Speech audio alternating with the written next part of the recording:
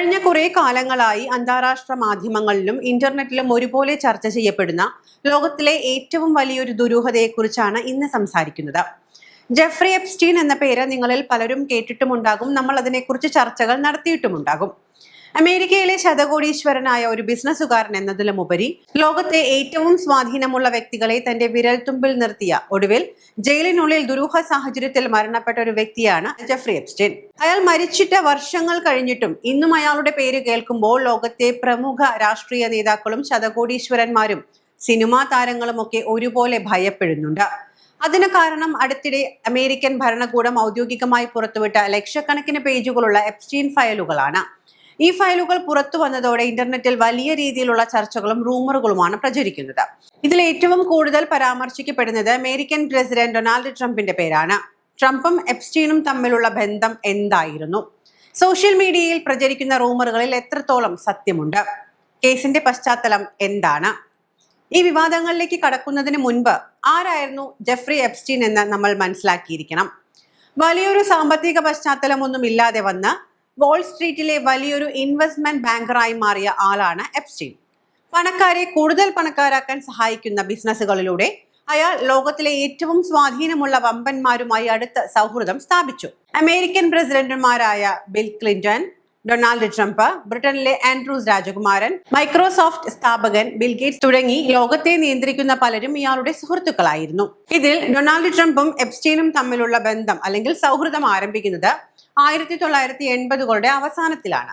അക്കാലത്ത് ന്യൂയോർക്കിലെയും ഫ്ലോറിഡയിലെയും ഉയർന്ന സാമൂഹിക പദവിയുള്ള രാഷ്ട്രീയ സ്ഥിരം സാന്നിധ്യമായിരുന്നു ഇരുവരും. ട്രംപ് അന്ന് വലിയൊരു റിയൽ എസ്റ്റേറ്റ് വ്യവസായിയാണ്. 2002 പ്രമുഖ അമേരിക്കൻ മാഗസിന് നൽകിയ അഭിമുഖത്തിൽ ട്രംപ് എപ്സ്റ്റീനെ വിശേഷിപ്പിച്ചത് ഗംഭീരനായ മനുഷ്യൻ എന്നാണ്. അയാളോടൊപ്പം സമയം ചിലവഴിക്കുന്നത് വലിയ തമാശയാണ് എന്നും തനിക്ക് എന്ന പോലെ എപ്സ്റ്റീന് മനോഹരമായ സ്ത്രീകളെ വലിയ താല്പര്യമാണെന്നും അന്ന് ട്രംപ് പരസ്യമായി സമ്മതിച്ചിരുന്നു.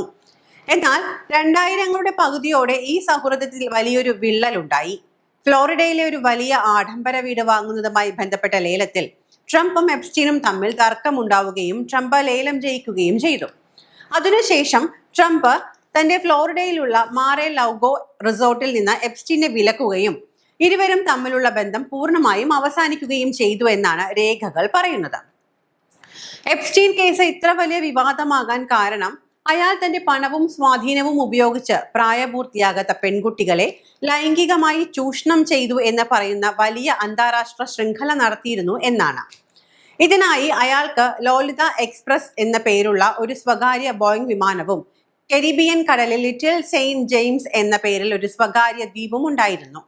ലോകത്തെ പ്രമുഖ വ്യക്തികളെയൊക്കെ അയാൾ തന്റെ ഈ വിമാനത്തിൽ ഈ ദ്വീപുകളിലേക്ക് അതിഥിയായി എത്തിച്ചിരുന്നു.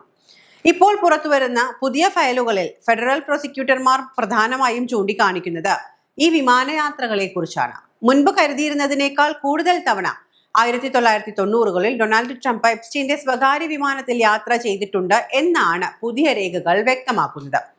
ട്രംപിന്റെ പേര് എപ്സ്റ്റീൻ ഫ്ലൈറ്റ് ലോഗുകളിൽ പലതവണ വന്നിട്ടുണ്ട്.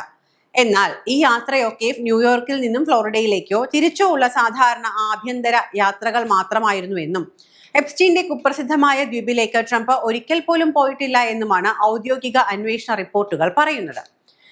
ഇനി നമുക്ക് ഇപ്പോൾ ഇന്റർനെറ്റിലും അല്ലെങ്കിൽ മറ്റിടങ്ങളിലും കറങ്ങി നടക്കുന്ന പ്രധാനപ്പെട്ട ചില റൂമറുകളിലേക്ക് വരാം. ഈ ഫയലുകൾ പുറത്തു വന്നതോടെ സോഷ്യൽ മീഡിയയിൽ പലരും പ്രചരിപ്പിക്കുന്നത് ലോകത്തിലെ എല്ലാ പ്രമുഖന്മാരുടെയും പേരുകൾ അടങ്ങിയ ഒരു ഹിറ്റ് ലിസ്റ്റ് എപ്സ്റ്റീന്റെ പക്കൽ ഉണ്ടായിരുന്നു എന്നാണ്. അതിൽ ഏറ്റവും വലിയൊരു റൂമർ എപ്സ്റ്റീന്റെ 50ാം ജന്മദിനവുമായി ബന്ധപ്പെട്ട ഒന്നാണ്. എപ്സ്റ്റീന്റെ ജന്മദിനത്തിൽ ട്രംപ് കൈകൊണ്ട് വരച്ച ഒരു ചിത്രവും ആശംസാ കത്തും അയച്ചു എന്ന തരത്തിൽ ചില ഫോട്ടോകൾ പ്രചരിച്ചിരുന്നു. എന്നാൽ ഇത് വ്യാജമായി നിർമ്മിച്ചതാണ് എന്നും തനിക്കതിൽ യാതൊരു പങ്കുമില്ല എന്നുമാണ് ട്രംപിന്റെ ഭാഗത്തു നിന്നുമുള്ള വിശദീകരണം. മറ്റൊരു വലിയ തിയറിയെ കുറിച്ച് പറഞ്ഞാൽ എപ്സ്റ്റീൻ തന്റെ ദ്വീപിലും അതുപോലെ തന്നെ വീടുകളിലും അതിഥിയായി എത്തിയിരുന്ന പ്രമുഖരുടെ കിടപ്പറ ദൃശ്യങ്ങൾ രഹസ്യമായി ക്യാമറയിൽ പകർത്തി വെച്ചിരുന്നു എന്നതാണ്.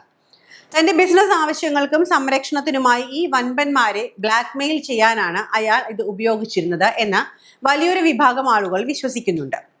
2019 ജയിലിൽ വെച്ച് എപ്സ്റ്റീൻ ആത്മഹത്യ ചെയ്തപ്പോൾ പോലും അയാൾ സത്യങ്ങൾ പുറത്തു പറയാതിരിക്കാൻ വേണ്ടി ഈ വമ്പന്മാർ ആരോ ചേർന്ന് അയാളെ വകവരുത്തിയതാണ് എന്ന തരത്തിലുള്ള ഗൂഢാലോചന സിദ്ധാന്തങ്ങളും ഇപ്പോഴും ശക്തമാണ്. അതിന്റെ സത്യാവസ്ഥയെക്കുറിച്ച് നമുക്കറിയില്ല. പക്ഷേ അത്തരത്തിലുള്ള ഊഹാപോഹങ്ങൾ ഇപ്പോഴും ഇങ്ങനെ കറങ്ങി നടക്കുന്നുണ്ട്. എപ്സ്റ്റീന്റെ മരണത്തിലെ ദുരൂഹതകൾ ഈ കേസിനെ കുറിച്ചുള്ള റൂമറുകൾക്ക് എപ്പോഴും എരിവ് പകരുന്നുണ്ട്. ഇത്തരം വിഷയങ്ങൾ സംസാരിക്കുമ്പോൾ നമ്മൾ ഈ ഒരു റൂമറുകളെ പറ്റി മാത്രം പറഞ്ഞാൽ പോരല്ലോ, അതിന്റെ നിയമപരമായ വശം കൂടി വ്യക്തമാക്കേണ്ടതുണ്ട്.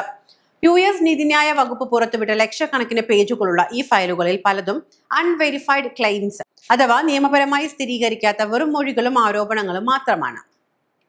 എപ്സ്റ്റീന്റെ ഇരകളായ ചില പെൺകുട്ടികൾ മുൻപ് പോലീസിന് നൽകിയ മൊഴികളിൽ ട്രംപിന്റെ പേര് പരാമർശിച്ചിട്ടുണ്ട് എന്നത് സത്യം തന്നെയാണ്.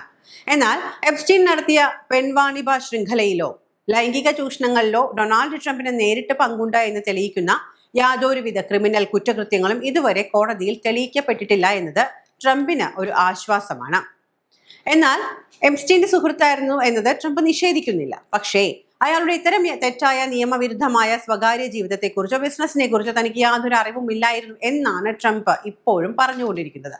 പക്ഷേ പറയുന്നത് ട്രംപ് ആയതുകൊണ്ട് തന്നെ നാൾക്കുനാളും നിമിഷങ്ങൾക്കുള്ളിലും വാക്കുകൾ മാറ്റാനും പ്രവർത്തികൾ തെറ്റായി പ്രവർത്തിക്കാനും ഒക്കെ കഴിവുള്ള ട്രംപിനെ വിശ്വസിക്കുക എന്നുള്ളത് അത്ര നല്ലൊരു കാര്യമല്ലാത്തത് കൊണ്ട് തന്നെ ട്രംപ് ഈ വലയത്തിൽ കിടന്ന് കറങ്ങുകയാണ്.